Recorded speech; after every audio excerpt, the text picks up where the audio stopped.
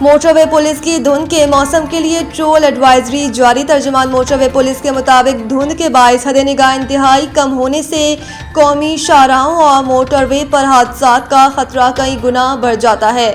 شدید دھند کی صورت میں متعلقہ موٹر وے سیکشنز کو مسافروں کی حفاظت کے لیے عارضی طور پر بند کیا جا سکتا ہے۔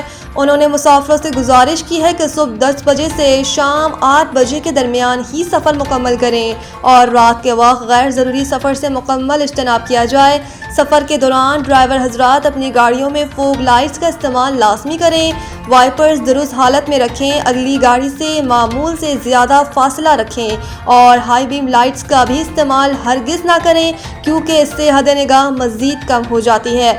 موٹر وے ترجمان کا کہنا ہے کہ مسافر سفر شروع کرنے سے قبل تازہ ترین صورتحال جاننے کے لیے help line number 130 FM 95 radio اور سوشل میڈیا عوام کی جانیں اور مال محفوظ رکھنا ہماری اولین ترجیح ہے۔ ترجمان نے کہا کہ موٹر وے پولیس کی ٹیمیں 24 گھنٹے چوکس ہیں اور ہر ممکن اقدامات کیے جا رہے ہیں۔